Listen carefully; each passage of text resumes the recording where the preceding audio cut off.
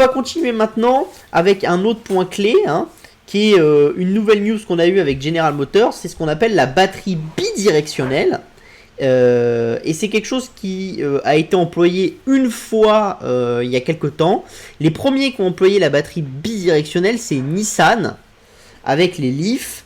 C'était à l'époque de la catastrophe de Fukushima. Il s'était retrouvé que les batteries de certaines voitures électriques qui étaient vendues à l'époque au Japon étaient pleines.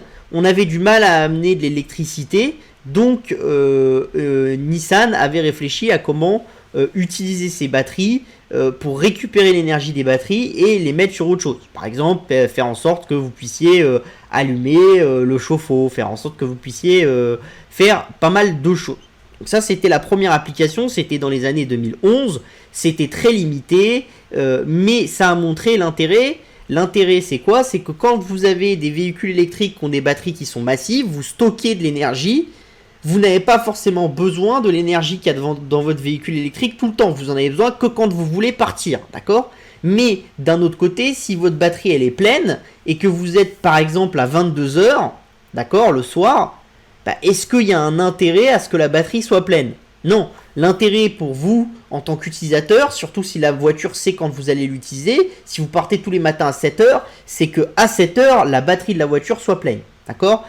Donc tout cet intérêt autour des batteries bidirectionnelles, c'est de se dire que la voiture électrique pourrait devenir une batterie sur roue qui pourrait avoir une capacité de prendre de l'énergie au réseau et d'en retransmettre au réseau aussi.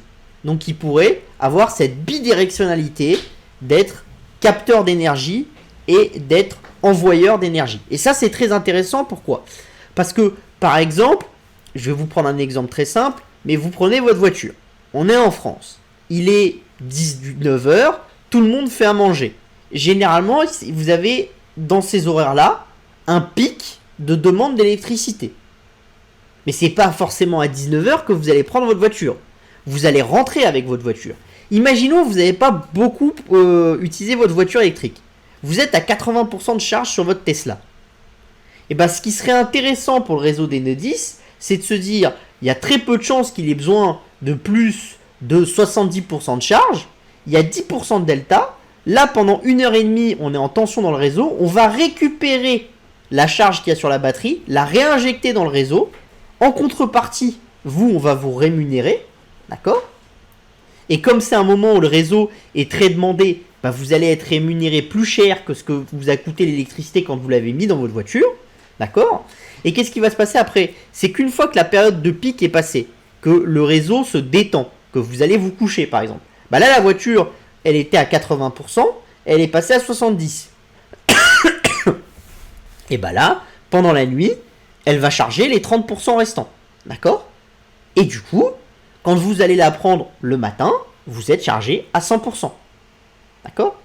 Et du coup, toute la journée, vous êtes comme ça. Et par exemple, vous arrivez au travail, bah, vous êtes quelqu'un qui n'utilise pas sa voiture sur son lieu de travail, vous arrivez à 9h, le réseau dit, ah bah, de 9 à 10, les usines se mettent à marcher, il y a une demande qui est importante, je peux capter un peu de puissance de la voiture, et dans l'après-midi, il y a un peu moins de demande, ou entre midi et 2, il y a un peu moins de demande, je vais remettre de l'énergie dans la voiture. Et donc ça, c'est quand même quelque chose de très très important. Pourquoi? Parce que à l'heure actuelle, c'est encore une fois très limité à certaines voitures. Mais le but de ces batteries bidirectionnelles, c'est vraiment d'être amené dans toutes les voitures et vous commencez à avoir énormément d'acteurs qui s'y intéressent. Là, on a une première coopération entre General Motors et Pacific Gas et Electric Company, qui est une des plus grandes sociétés de distribution d'électricité aux États-Unis. D'accord? Vous avez Ford qui a fait de sa recharge bidirectionnelle de son nouveau pick-up un argument commercial, et vous avez énormément d'acteurs qui font de cette recharge bidirectionnelle un argument commercial. Pourquoi?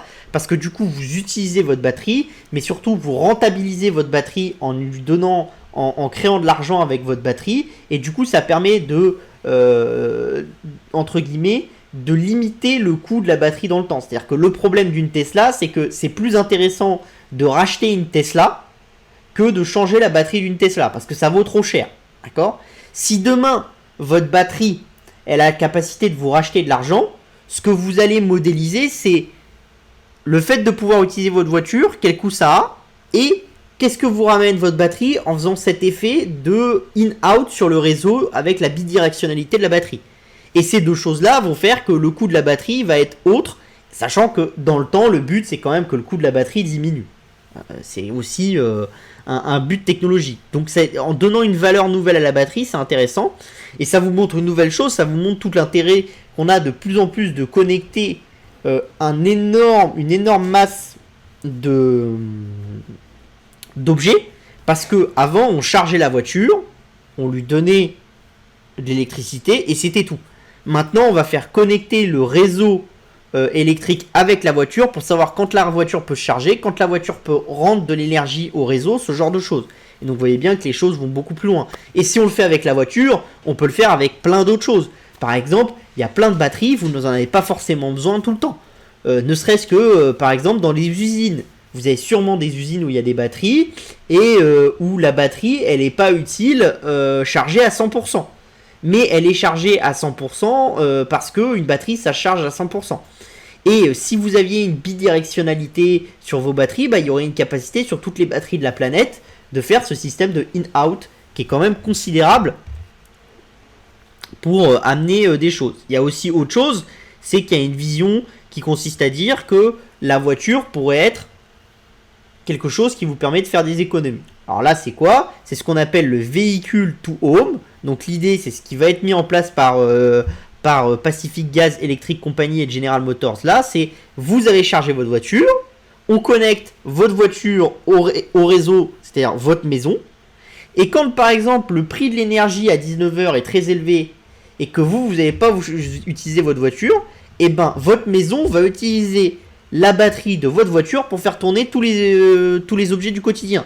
Votre réfrigérateur, votre chauffe-eau, votre machin. Et dès que le prix sera redevenu un prix correct de marché, il va re-switcher, il va recharger la voiture et faire ce genre de choses.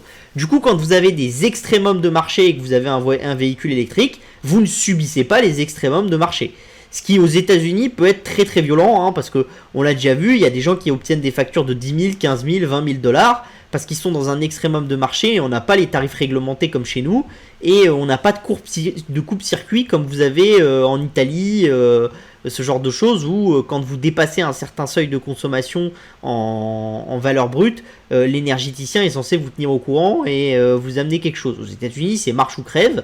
C'est la méthode américaine, donc quand il y a un énorme problème, ça peut poser vraiment des problèmes importants. Et donc cette bidirectionnalité, c'est vraiment quelque chose de très très important dont on vous parle pas assez.